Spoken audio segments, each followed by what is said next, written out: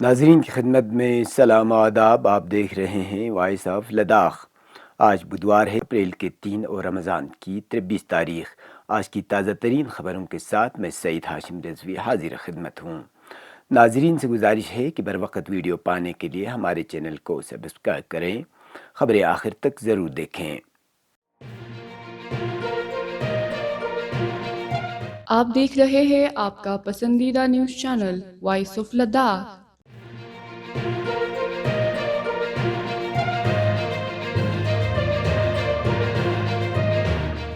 تیسری شب قدر یعنی 23 ماہ مبارک رمضان کی رات کو تمام عالم اسلام کے ساتھ ساتھ خطے لداخ کے مساجد و امام بارگاہوں میں شب بیداری کی گئی، جس دوران روزہ داروں نے بارگاہ احدیت میں عجز و انکساری کے ساتھ گناہوں کی مغفرت اور بخشش کے لیے دعا و مناجات کی گئی، اور ساتھ ہی دنیا میں امن و سلامتی اور اسلام و مسلمین کی سربلندی کے لیے بھی دعا کی گئی. اس دوران علماء کرام نے فلسفہ شب قدر اور اس کی اہمیت پر مفصل روشنی ڈالی. ضلع صدر مقام پر امام خمینی میموریل ٹرسٹ کے زیر اہتمام جامع مسجد کرگل میں اور انجمن جمعیت العلماء اثنا عشریہ کے زیر اہتمام مدرسہ اثنا عشریہ میں بڑے مجالس منعقد ہوئی، جس میں بڑی تعداد میں روزہ داروں نے شرکت کی. شب قدر کی مناسبت پر امام خمینی میموریل ٹرسٹ کرگل کے ذیلی شعبہ زینبیہ وومن ویلفیئر سوسائٹی کے اہتمام سے زینبیہ کنونشنل ہال حیدری محلے میں خصوصی پروگرام منعقد کی گئی، جس میں شہر کے اطراف و اکناف سے آئے ہوئے بڑی تعداد میں خواتین نے شرکت کی. اس دوران شب قدر کے مخصوص اعمال انجام دی گئی اور شب بیداری کی گئی. شب قدر کی مناسبت پر ضلع کرگل کے سب ڈویژن دراس، سب ڈویژن شکر چتن اور سب ڈویژن سانگکو سمیت مختلف بلاک ہیڈ کوارٹروں اور دیہاتوں کے مساجد و امام بارگاہوں میں بھی شب بیداری کی گئی.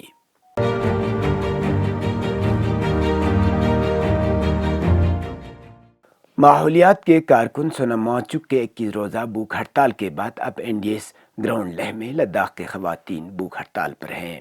بھوک ہڑتال کے دوران بزرگ خواتین سمیت خواتین کی بڑی تعداد شرکت کر رہے ہیں. بھوک ہڑتال کا مقصد ایپیکس باڈی لیہ اور کرگل ڈیموکریٹک الائنس کے 4 نکاتی ایجنڈے کی حمایت کرنا ہے. یاد رہے کہ ایپیکس باڈی اور کے ڈی اے کی قیادت میں 4 مارچ کو مرکزی سرکار کے وزارت داخلہ کے ساتھ ہوئی میٹنگ کی ناکامی کے بعد لداخی عوام میں شدید غم، غصہ اور مایوسی چھائی ہوئی ہے، اور جس کے بعد لیہ اور کرگل میں عوام وقتاً فوقتاً احتجاج کر رہے ہیں.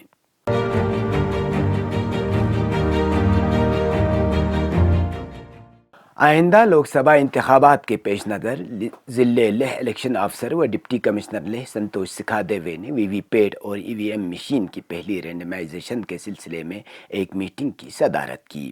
میٹنگ میں بیلٹ یونٹس اور وی وی پیٹ الائٹمنٹ کے لیے رینڈمائزیشن کا پہلا مرحلہ کیا گیا.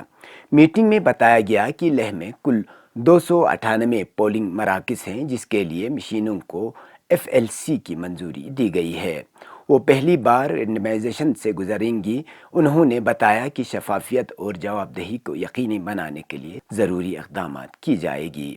اس دوران نوڈل افسر وی وی ایم نے جانکاری دی کہ اس وقت 726 کنٹرول یونٹس اور 908 بیلٹ اور 513 وی وی پیٹ مشین دستیاب ہیں.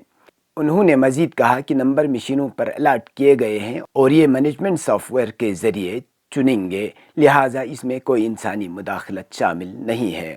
انہوں نے مزید بتایا کہ انتخابات میں کل 402 مشینیں تیار رکھا گیا ہے، جبکہ پولنگ اسٹیشنوں کی تعداد 298 ہے.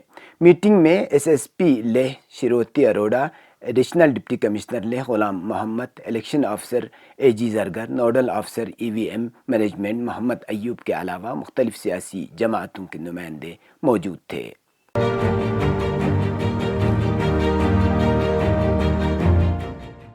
سری نگر لیہ قومی شاہراہ ہنوز بند ہے اور آج بھی زوجلا کے مقام پر پروجیکٹ وجیک اور پروجیکٹ بیکن کے عملے برف صاف کرنے کے عمل میں مصروف ہے. ذرائع سے معلوم ہوا ہے کہ زوجلا کے کئی مقامات پر پھر سے برفانی تودے گرنے کے سبب آج بھی شاہراہ کو گاڑیوں کی آمد رفت کے لیے نہیں چھوڑا گیا ہے. دریں اثنا پولیس محکمے کی جانب سے جاری ایڈوائزری میں بھی آج اس شاہراہ پر سفر نہ کرنے کی ہدایت دی ہے.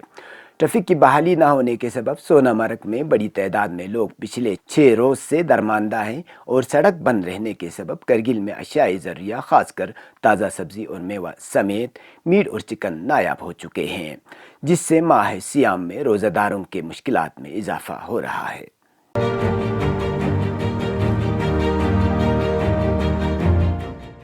گزشتہ 24 گھنٹوں کے دوران کرگل میں درجہ حرارت 1.0 ڈگری سینٹی گریڈ درج کیا گیا، لیہ میں درجہ حرارت 0.5 ڈگری سینٹی گریڈ، دراس میں درجہ حرارت -4 اور زنسکار میں -7.7 ڈگری سینٹی گریڈ ریکارڈ کیا گیا۔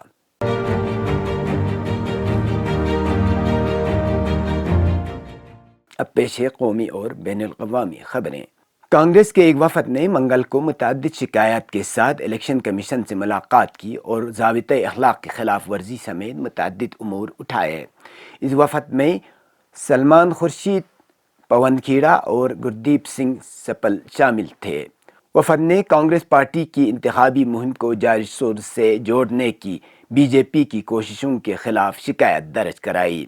وفد نے کانگریس کو نشانہ بنانے کے لیے دیگر کئی جھوٹے پروپیگنڈے کا معاملہ بھی کمیشن کے سامنے اٹھایا۔ وفد نے اس کو صریح طور پر جھوٹ پر مبنی اور ہتک آمیز قرار دیا۔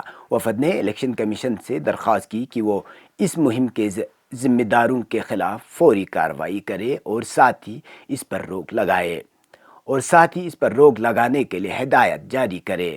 پارٹی نے بی جے پی کے ذریعے کانگریس پارٹی کو بدنام کرنے کے لیے کراپ اور ایڈٹ کیے ہوئے ویڈیو کے بار بار اور بدنیتی پر مبنی استعمال کے خلاف شکایت درج کرائی اور اس کے ذمہ داروں کے خلاف بھی فوری کارروائی کا مطالبہ کیا۔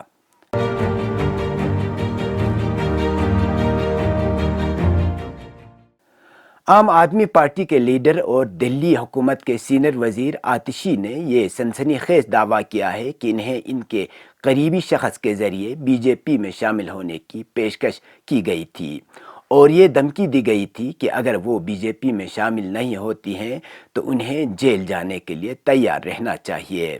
آتشی نے یہ سنگین دعویٰ بھی کیا کہ اگلے چند دنوں میں کچھ اور عام آدمی پارٹی لیڈروں کو گرفتار کیا جائے گا۔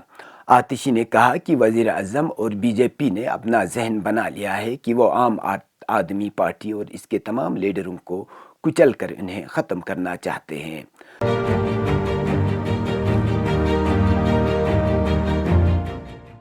تائیوان کے 1/4 صدی میں آنے والے سب سے طاقتور زلزلے نے 3 اپریل کو صبح جزیرے کو ہلا کر رکھ دیا، جس سے عمارتوں کو نقصان پہنچا اور سونامی پیدا ہوئی جس نے جنوبی جاپانی جزیروں پر ساحل کو دھو لیا۔ خطے میں آنے والے 7.7 شدت کے زلزلے سے 4 افراد کی ہلاک اور 50 سے زائد زخمی ہونے کی اطلاع ہے، جبکہ سونامی کا خطرہ زلزلے کے تقریباً 2 گھنٹے بعد گزر گیا۔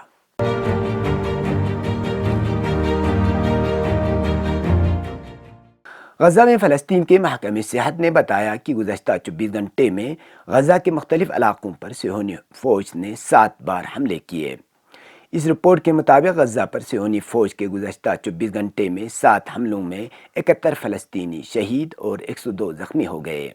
فلسطین کے محکمہ صحت نے بتایا کہ نئی شہادتوں کے بعد 7 اکتوبر سے اب تک غزہ پر صہیونی فوجیوں کے حملوں میں شہید ہونے والوں کی تعداد 32,916 اور زخمیوں کی تعداد 75,494 ہو گئی ہے۔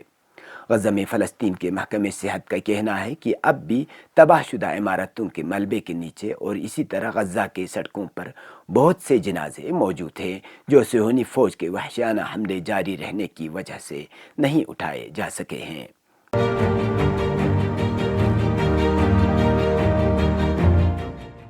غزہ میں فاقہ کشی کے شکار افراد کے لیے کھانا تقسیم کر کے لوٹ رہے عالمی امدادی تنظیم ورلڈ سینٹر کچن کے ایک قافلے کو نشانہ بنا کر اسرائیل نے 7 امدادی کارکنوں کو ہلاک کر دیا۔ اس حرکت پر پوری دنیا چیخ اٹھی ہے۔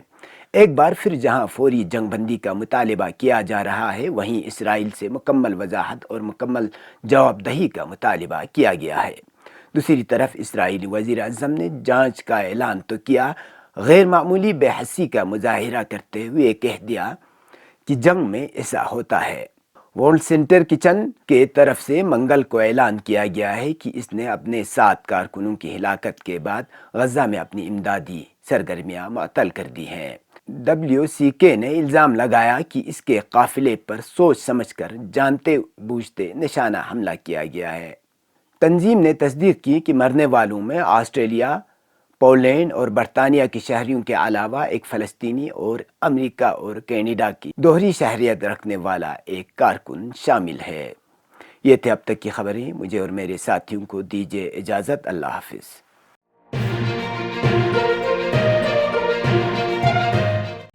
مقامی، قومی اور بین الاقوامی خبروں سے باخبر رہنے کے لیے چینل کو لائک، شیئر اور سبسکرائب کریں، ساتھ ہی بیل آئیکن دبانا نہ بھولیں۔